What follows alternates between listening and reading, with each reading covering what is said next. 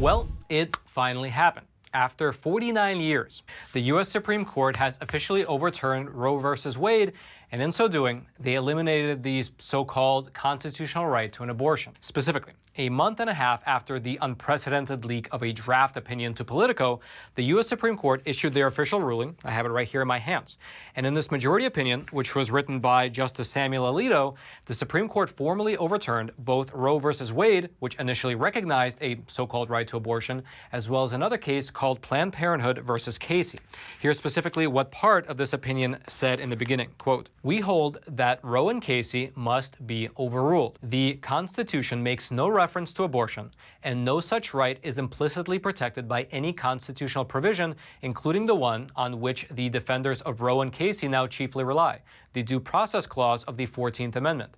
That provision has been held to guarantee some rights that are not mentioned in the Constitution, but any such right must be quote-unquote deeply rooted in this nation's history and tradition, and implicit in the concept of ordered liberty. It is time to heed the Constitution and return the issue of abortion to the people's elected representatives." And that last part about returning the abortion issue to the people's elected representatives, that is essentially the heart of the matter. Because in a certain sense, this case is not about whether abortion is moral or not, but rather it was always about whether the U.S. Constitution contains an implicit right for a person to get an abortion, which the justices determined is not the case. And therefore, if the people in this country want abortion to be codified into law, they have to go through the normal legislative process and get it passed through Congress, which at this moment looks rather unlikely, given the fact that the last two times this was brought forward by Senate Majority Leader Chuck Schumer, it failed. And therefore, what will happen starting today is that the abortion issue will be returned to the states, meaning that the decision of whether or not to outlaw abortions is now in the hands of the individual states. And we're already seeing the effects of this change playing out. Because to start with, 13 different states have what are known as abortion trigger bans. These are bans on abortion which are triggered by the U.S. Supreme Court decision, meaning that the states of Idaho, Utah, Wyoming, North Dakota, South Dakota, Oklahoma, Texas, Missouri, Arkansas, Louisiana, Mississippi, Tennessee, and Kentucky will have abortions banned within their states effective immediately. Then you also have the states of Alabama, Georgia, Iowa, Ohio, and South Carolina, which currently ban abortions after 6 or 8 weeks of pregnancy. These bans, which were previously legally questionable, are now in full effect. Then you also have the states of Wisconsin, West Virginia, Arizona, and Michigan that had bans on abortion prior to 1973 when Roe v. Wade first went into effect. And these bans, given the fact that they are still laws in the books, might once again go back into effect. Although whether they will be enforced is another matter. And then lastly, according to the Guttmacher Institute, which is a pro-choice organization that was actually previously a part of Planned Parenthood, they predict that based on the current political winds, the states of Florida, Montana, Indiana, and Nebraska might very soon outlaw abortions as well. And so there you have it. This is the current map of the U.S. showing how, as of today, 26 states have either already banned abortions or will likely ban them in the very near future. Whereas for the other 24 states, things will remain pretty much unchanged. Now, besides this change in how the legality of abortions is determined, well, there will be a lot more fallout from this decision. For instance, something I haven't mentioned yet is that the U.S. Supreme Court made this decision by a vote of 6-3, with Justices John Roberts, Clarence Thomas, Samuel Alito, Neil Gorsuch, Brett Kavanaugh, and Amy Coney Barrett voting in favor of scrapping Roe v. Wade, whereas the court's 3 liberal justices, Alina Kagan, Sonia Sotomayor, and Stephen Breyer, voted against it.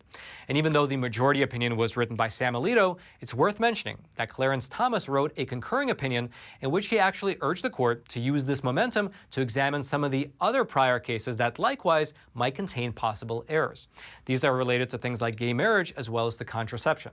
Here's specifically what Clarence Thomas wrote in his concurring opinion. Quote, "In future cases, we should reconsider all of this court's substantive due process precedents, including Griswold, which pertains to contraception, Lawrence, which pertains to same-sex marriage, and Obergefell, which also pertains to same-sex marriage. Because any substantive due process decision is demonstrably erroneous, we have a duty to correct the error established in those precedents." And so it might be the case that the overturning of Roe versus Wade might actually be the beginning of a wave of re-examinations of prior precedents. However, as you've likely noticed if you've turned on your television or went on the internet today, this has really riled a lot of people up who are pro-abortion. For instance, for all of today, outside of the U.S. Supreme Court, there was a giant mass of people protesting both for and against this ruling. You can see the footage up on screen for yourself. We actually had our people there out all day filming, and there were, quite literally, thousands upon thousands of people. And you actually had members of Congress who occasionally came out to give speeches to the crowd, such as Alexandria Ocasio-Cortez, who told the people to take to the streets. Take a listen. We are here for a reason. We were born in this place and in this time for a reason. We were born for a reason because we are restorers. We were born here to be protectors. We were put on this earth to make a better future and turn the ship around. Into the streets! Into the streets! Into the streets! Into the streets! Now, what she actually said echoes some of the flyers that we've been seeing around Washington, D.C. for the past several days now. You can see one of the flyers up on screen for yourself. They come from a militant group called Jane's Revenge. And they are clearly calling for people to take to the streets in what they're referring to as a night of rage. And at the bottom of the flyer, it pretty unequivocally says this, quote, "To our oppressors, if abortions aren't safe, you're not either." And frankly, these types of threats, well, they should be taken seriously, because over the past month or so, there have been protests outside of the homes of the conservative Supreme Court justices. Justice Brett Kavanaugh actually had an attempt on his life made by a crazed man who showed up to his home with firearms. And there have also been vandalizations and even firebombings of pro-life organizations, as well as churches across the entire country. And unfortunately, it looks like this trend might actually continue into the future. Here is, for example, what a message from Jane's Revenge, which was leaked to the public by journalist Jack Posobiec, here's what it told the people who follow them to do.